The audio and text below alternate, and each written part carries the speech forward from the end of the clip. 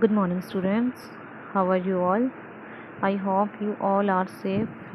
You should stay at home these days because you all know coronavirus is spreading all over the world, and we have completed our chapter first. Now we are going to start our chapter 2, and chapter name is Bringing Up Carrie. ये जो carry है यहाँ पे ये किसी का name है।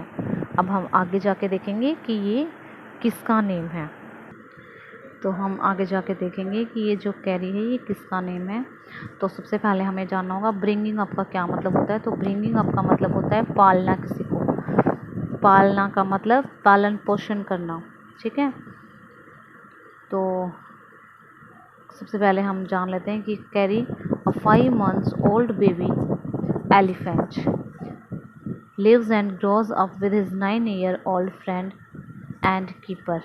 कह रहे हैं कि कैरी जो है एक 5 महीने का छोटा एलिफेंट है और कहाँ रहता है, कहाँ बड़ा होता है, एक 9 साल के अपने फ्रेंड के साथ, और वो उसकी कीपर मतलब देखभाल करता है। कैरी डजंट ईट मच, ज़्यादा कुछ नहीं खाता। Just about 16 kilogram of delicious twigs a day. Twigs क्या होती हैं बेटा? ट्विग्स होती हैं जो हमारे ट्रीज़ जो होते हैं उनकी जो छोटे छोटे, आपने देखा भी होगा, बिल्कुल आगे जो छोटे छोटे जो ट्रीज़ के आगे बिल्कुल ब्रांचेस पे छोटे छोटे कच्चे जो पत्ते आ जाते हैं उनको कूपल भी बोलते हैं, कोपले बोलते हैं हिंदी में। तो वो होती हैं ट्विग्स। तो वो खाता है सिर्फ 16 kilogram. Playful and sensitive carry saves a boy from drawing. अब कह रहे हैं कि बहुत ही चंचल और बहुत ही कोमल दिल वाला जो कैरी जो है वो क्या करता है, एक ड्रॉ होता है डूबना, एक बच्चे को डूबने से बचाता है, ठीक है। तो कैसे बचाता है अब हम आगे पढ़ेंगे। Kari the elephant was 5 months old when he was given to me to take care of. Kari जो है वो सिर्फ 5 महीने का था जब वो मुझे दिया गया था, किस लिए? टेक केयर, देखभाल करने के लिए। I was 9-year-old and I could reach his back if I stood on tiptoe. कह रहा है कि मैं जो है, मैं कितने का था? मैं 9 साल का था। एंड आई कुड रीच, कह रहा है कि फिर भी मैं उसकी पीठ तक ही पहुंच सकता था। If I stood on tip toy, बिल्कुल मैं अगर, वो कहते हैं ना कि पंजों पे खड़े होके, उस पर भी अगर मैं खड़ा हो जाऊं तो भी मैं जो है उसकी बैक तक ही पहुंच सकता था। He seemed to remain that high for nearly 2 years। कह रहा है कि he seemed to remain that high, कह रहा है कि अगर वह जो है, he seemed to remain that high for nearly 2 years। तो कह रहा है कि उसको लगभग 2 सालों तक मुझे ऐसा ही लगता रहा, जितना वो मुझे 9 महीने का लग रहा था ना, वो 2 सालों तक मुझे ऐसा ही लगता रहा। वी ग्रू टुगेदर, हम दोनों साथ साथ में बड़े हुए। ग्रो की सेकंड फॉर्म है। That is probably why I never found out just how tall he was. कह रहा है कि ये शायद, it that is probably why I never found one just how tall he was. कह रहा है कि इसीलिए शायद मैं कभी भी पता नहीं कर पाया कि वो कितना लंबा था, कितना बड़ा हुआ। ही लिव्ड इन पेवेलियन, पेवेलियन होता है एक पंडाल टाइप का। कहाँ रहता था वो? पेवेलियन में रहता था। Under a thatch roof, thatch roof होती है घास फूस की छत बना देना, झोपड़ी जैसे बना देते हैं। Which rested on thick tree stumps of so that it could not fall in when Curry bumped against the poles as he moved about। कह रहे हैं कि ये जो है ना घास फूस की छत के ऊपर छत में रहता था, जो कि टिकी हुई थी कहाँ पे?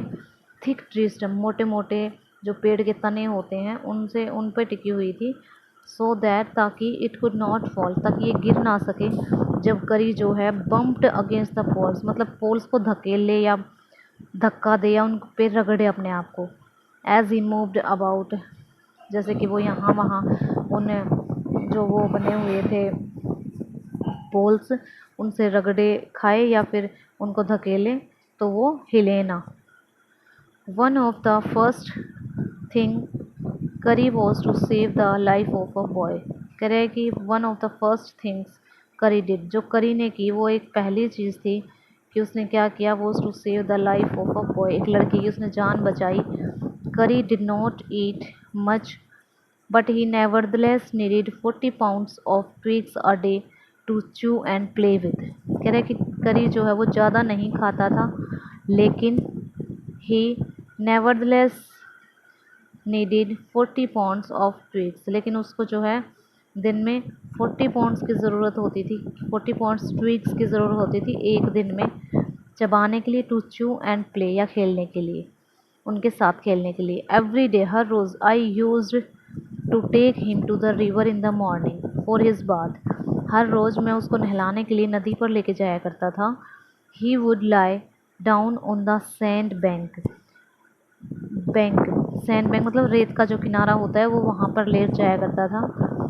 While I rubbed him with the clean sand of the river for an hour, जहाँ पे मैं उसको क्या करता, साफ़ मिट्टी से, साफ़ जो वहाँ पे मिट्टी होती थी, रेत होता था नदी के किनारे, 1 घंटे तक उसको उस साफ़ रेत से रगड़ता था, रब करता था। After that he would lie in the water for a long time, और उसके बाद जो है वो लंबे समय के लिए पानी में लेट जाता था। On coming out his skin would be shining like ebony. अब कह रहा है कि जब वो बाहर आता था तो कह रहा है कि जब वो बाहर आता था तो उसकी स्किन जो है वो एक एबोनी, एक आबनूस, एक चमकने वाली, बहुत तेज चमकने वाली चीज़ होती है तो उसकी तरह चमकता रहता था। And he would squeal with pleasure, squeal होता है चिल्लाना, चीखना, तो वो क्या करता था, खुशी से चिल्लाता था। As I rubbed water down his back, जब मैं उसकी पीठ से पानी उतारता था तो। Then I would take him by the ear, और फिर मैं उसको क्या करता था, उसका कान पकड़ लेता था, कान पकड़ के उसको ले जाता था। Because that is the easiest way to lead an elephant, क्योंकि ये सबसे आसान तरीका है किसी भी एलिफेंट को लीड करने का। And leave him on the edge of jungle while I went into the forest to get some luscious twigs for his dinner.